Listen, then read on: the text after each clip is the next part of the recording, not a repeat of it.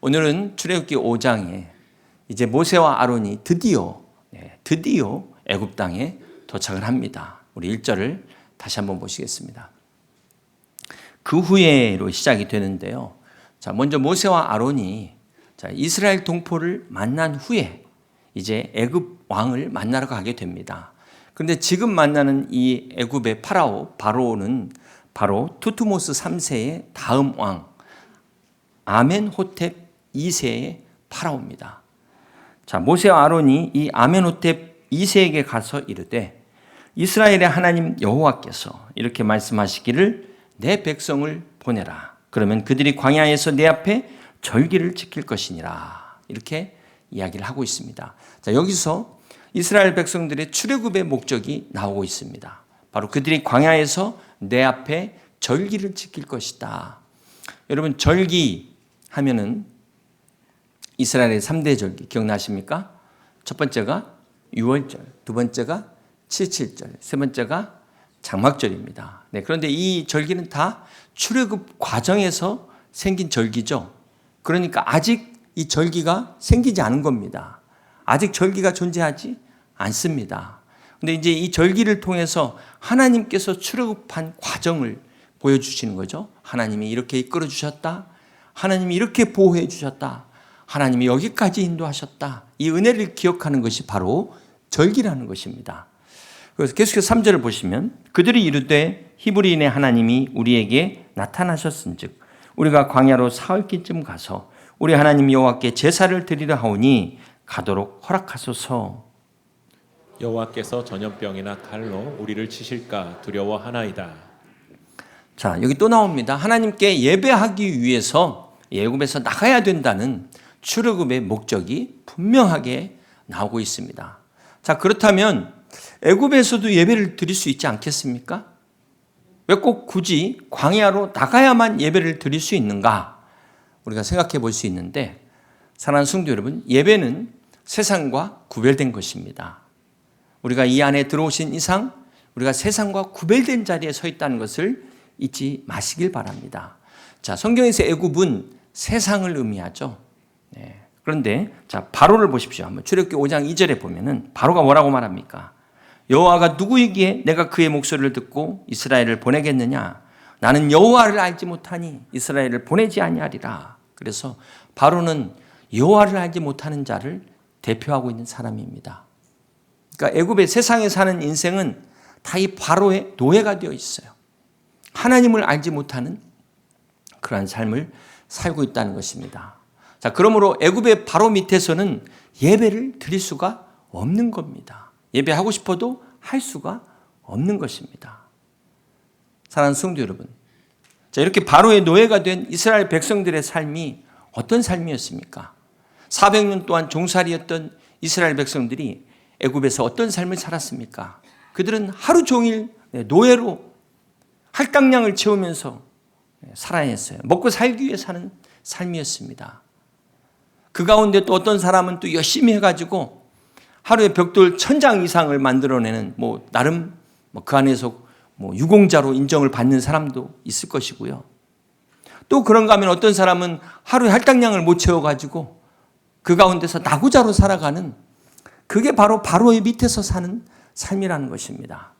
매일같이 일찍 일어나서 열심히 땀 흘려 일하지만 이렇게 하나님과 관계를 잃어버린 삶은 헛된 영광에 속이는 그런 삶이라는 것입니다. 오늘 우리도 마찬가지입니다. 여러분이 세상에서 아무리 상을 많이 받으셨어도 하나님을 잃어버린 그런 삶이라면 결국 그것은 다 헛된 영광에 속고 속이는 그런 허무한 삶이라는 것을 우리는 잊지 말아야 할 것입니다. 그러므로 이스라엘 백성들이 하나님과 관계를 위한 이 참된 예배를 위해서 반드시 출애굽을 해야만 했다라는 것입니다. 자, 그런데 지금 상황은, 이 모든 상황이 모세의 뜻대로 되지를 않고 있습니다. 이스라엘 백성들이 원하는 대로 되지 않고 있습니다. 아니, 이 모세를 만난 바로는 더 강박해져 가지고 이스라엘 백성들을 핍박하기 시작합니다. 자, 이전에는 벽돌을 만들 때 필요한 재료를 줬는데 아예 이제 이 집을 주지 않는 거예요. 그러면서도 전과 다름없이 똑같이 만들라는 겁니다. 그전에도 힘들었는데 일이 배나 더 힘들어진 거예요. 이스라엘 백성들이 지금 애굽에서 해방되기는커녕 더 힘들어졌습니다. 상황이 더 나빠졌어요. 더 악화됐습니다. 사랑하는 성도 여러분, 이것이 무엇을 말할까요? 오늘 우리가 신앙생활을 하는데 우리의 상황이 주님 앞에 순종했는데도 더 어려워졌다는 거예요.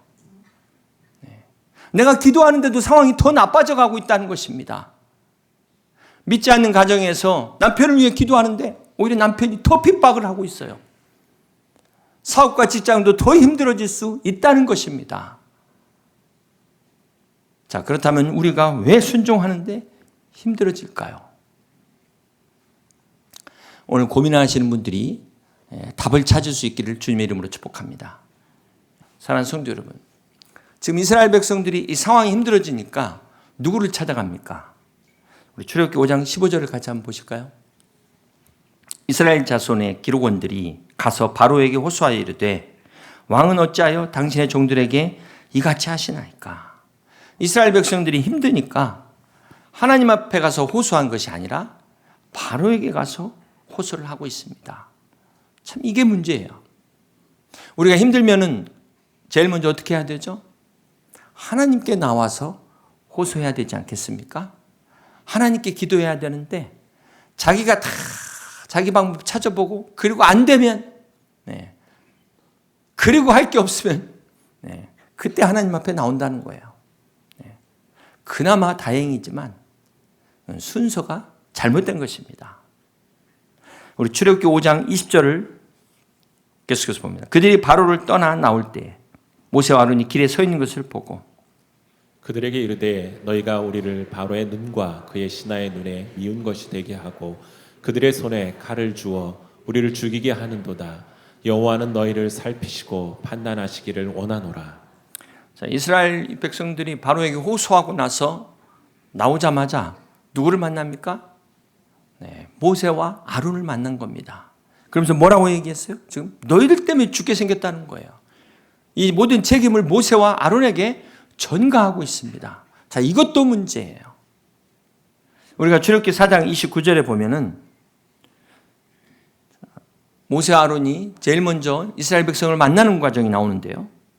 가서 이스라엘 자손의 모든 장로를 모으고 아론이 여호와께서 모세에게 이르신 모든 말씀을 전하고 그 백성 앞에서 이적을 행하니 백성이 믿으며 여호와께서 이스라엘 자손을 찾으시고 그들의 고난을 살피셨다 함을 듣고 머리 숙여 경배하였더라. 모세를 처음 만나서 아론을 통해서 이 이야기를 듣고 백성이 어떻게 했어요? 믿으며 여호와께서 이스라엘 자손을 찾으시고 드디어 고난을 살피셨다. 이렇게 믿고 따르는 것 같더니만 금방 힘드니까 언제 그랬냐는 듯이 이 모세를 아론을 원망하는 겁니다. 처음 믿을 때는 막 우리 하나님 최고, 우리 교회 최고 막 이랬다가 내가 막상 힘들어지니까 내 마음에 안 드니까 어떻게 돼요? 하나님을 원망하더라는 거예요. 교회를 원망하더라는 겁니다. 여러분, 이게 연약한 우리의 모습입니다. 죄인의 모습이라는 거예요. 한편으로 우리가 바로 입장에서도 생각해 보면 이 모세가 오기 전까지만 해도 이스라엘 백성들이 정말 시키는 대로 하는 착한 노예였어요. 근데 어느 날 갑자기 모세가 딱 나타나더니만 말을 안 듣는 거예요. 문제가 생긴 겁니다. 그러니까 바로가 볼 때는 저 모세가 문제라. 모세 때문에 시작된 거라. 그래서 어떤 계획을 세웁니까? 더 힘들게 하죠. 전보다 훨씬 더 힘들게 일을 시킵니다. 그래서 모세 때문에 해방은 고사하고 배나 힘들게 만들어가지고 어떻게 해요? 이스라엘 백성과 모세 사이를 이간시키는, 이게 바로의 계획이었어요. 근데 이 바로의 계획이 처음에는 성공하는 것처럼 보입니다. 하나님의 능력보다 바로의 자비에 기대를 걸었던 이스라엘 백성들이 다 실망해버리죠. 그리고 이 바로의 계획대로 모세를 원망하게 됩니다. 그리고 모세는 또 하나님을 원망하게 돼요. 야, 바로의 계획이 자기 계획대로 쫙 지금 나가는 것 같아요. 사랑하는 성도 여러분, 자, 이 본문에서 우리가 깨달아야 될 교훈이 뭘까요? 하나님과 하나님의 백성 사이를 이간시키는 바로가 존재하는 것처럼 오늘 우리도 마찬가지입니다. 오늘 하나님과 우리 사이를 이간시키는 영적인 원수가 존재한다는 거예요. 목회자와 성도 사이를 이간시키고 성도와 성도 사이를 이간시키는 악한 사단 마귀가 존재하고 있다는 것입니다. 그래서 우리가 이것을 저 옛날의 역사로만 생각하시면 안 되고 오늘 우리 삶의 현장에서도 이런 일이 일어날 수가 있다. 영적인 것을 이야기하고 있어요. 그러므로 이후 여하를 막론하고 교회 안에서 어떤 끼리끼리 당을 짓거나 서로 이간하는 행위는 바로 교회를 회방하고 하나님의 교회를 분열시키는 사단의 역사라는 것을 잊지 마시기를 바랍니다. 사랑하는 성도 여러분, 혹 오늘 내 말과 행동이 교회를 하나 되게 하는 것인가? 분열시키는 것인가? 성도 사이를 화합시키는 것인가? 이간질시키는 것인가? 잘 돌아보셔서 내 말과 나의 행동이 바로가 되지 않고 오늘 주님이 기뻐하시는 피스메이커가 될 수 있기를 주님의 이름으로 간절히 축복합니다. 출애굽기 5장 22절을 보시면 모세가 여호와께 돌아와서 아뢰되 주여 어찌하여 이 백성이 학대를 당하게 하셨나이까? 어찌하여 나를 보내셨나이까? 내가 바로에게 들어가서 주의 이름으로 말한 그가 이 백성을 더 학대하며 주께서도 주의 백성을 구원하지 아니하시나이까.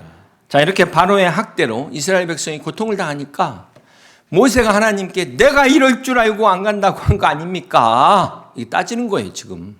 근데 여러분, 모세가 착각한 게 있죠. 모세가 잊어버리고 있는 게 있습니다. 출애굽기 3장 19절에 보면은 하나님이 모세에게 하신 말씀인데요.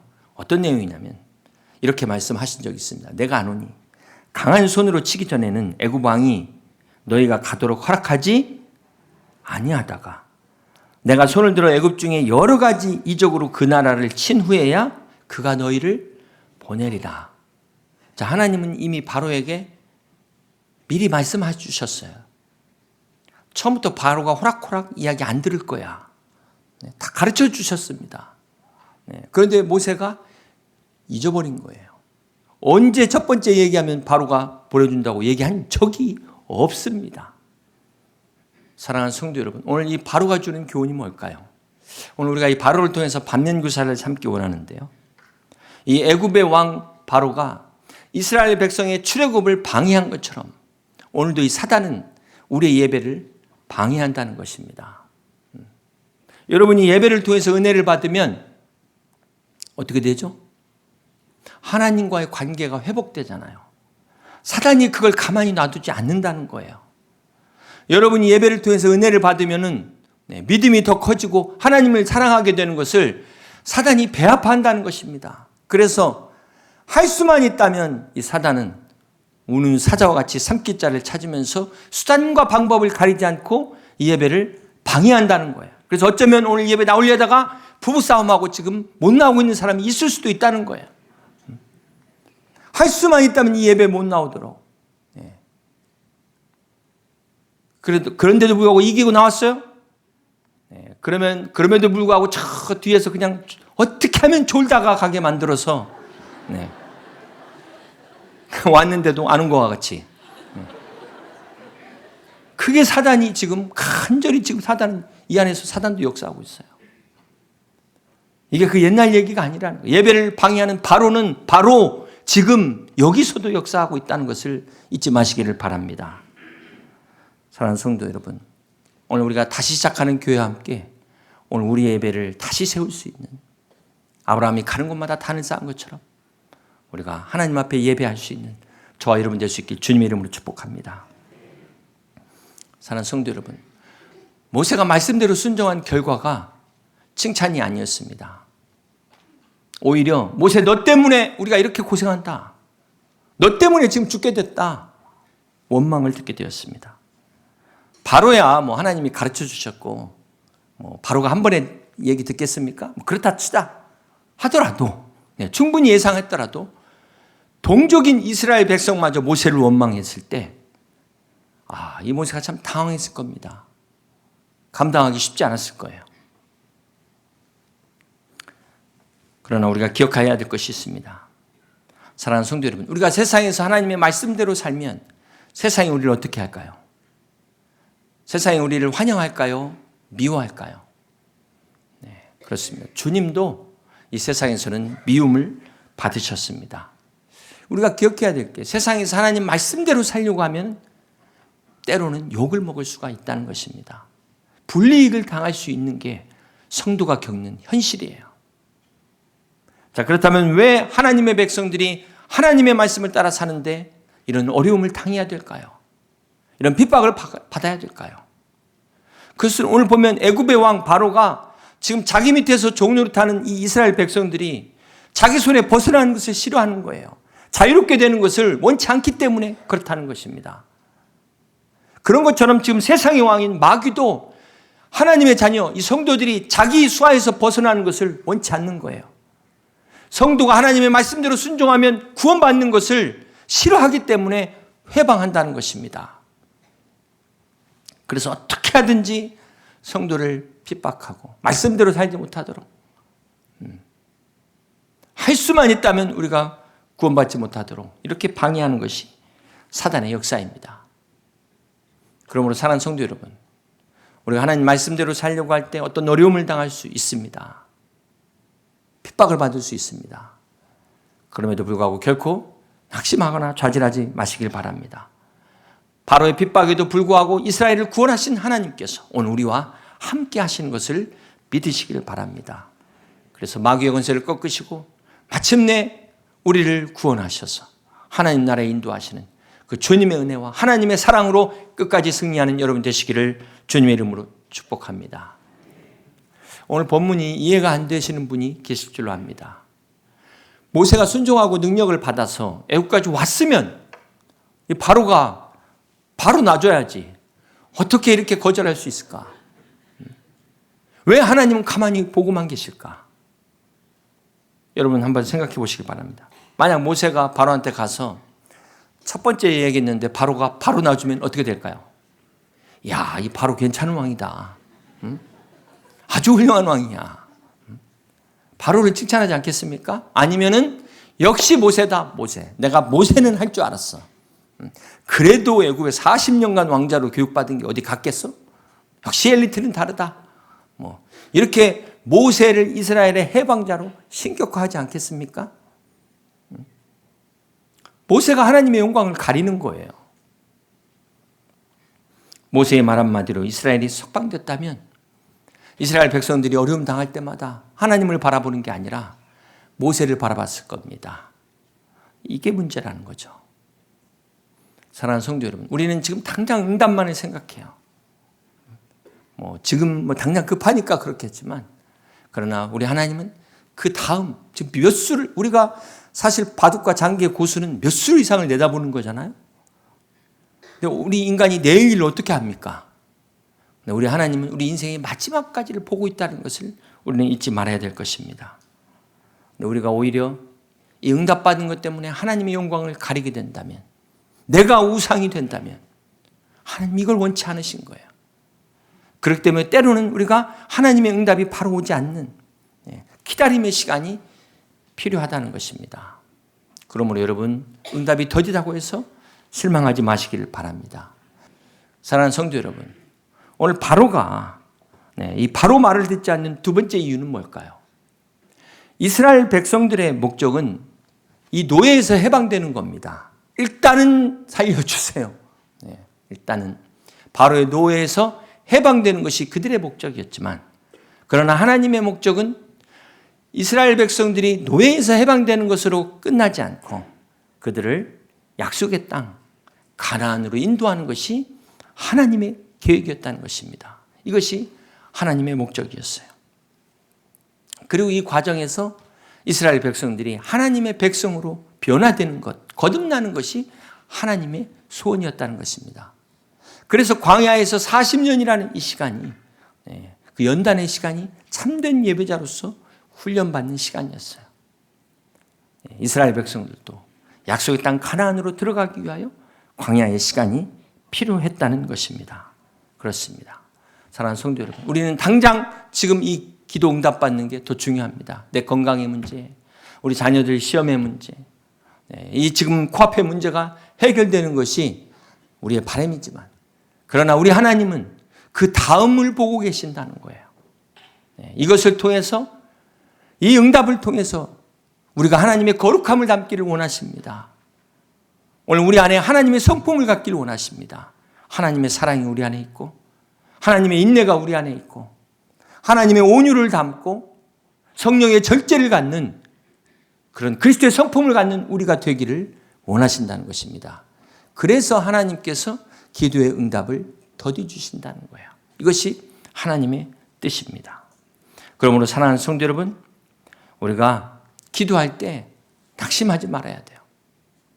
사랑하는 성도 여러분, 모세가 순종하고 능력을 받았어도 그의 시련은 이미 예정이 되어 있었습니다. 우리 출애굽기 4장 21절을 보시면은 거기 여호와께서 모세에게 이르시되, 두 번째 또 이야기합니다. 네가 애굽에서 돌아가거든 내가 내 손에 준 이적을 바로 앞에서 다 행하라. 그러나 내가 그의 마음을 완악하게 한즉 그가 백성을 보내주지 아니하리니. 하나님이 재차 말씀하고 있어요. 처음부터 바로가 쉽게 항복할 거라고 말씀하지 않으셨다는 것입니다. 자, 여기서 우리가 하나님의 뜻을 알 수가 있어요. 하나님의 뜻은 모세와 이스라엘 백성이 바로와 정면으로 승부하는 것입니다. 바로를 피해 도망가는 게 아니었어요. 그렇습니다. 사랑하는 성도 여러분, 오늘 우리가 이 세상에서 살아가는데 하나님의 뜻은 우리가 편하게 먹고 노는 것이 하나님의 뜻이 아닙니다. 우리가 땀 흘리며 수고하는 것이 하나님의 뜻입니다. 그렇습니다. 하나님께서는 때로는 피할 길, 또 감당할 능력을 주시는 하나님.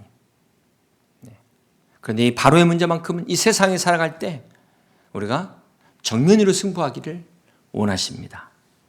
사랑하는 성도 여러분, 혹 내가 믿기 전에는 이렇게까지는 안 힘들었는데 믿으니까 너무 힘들다. 맞는 말입니다.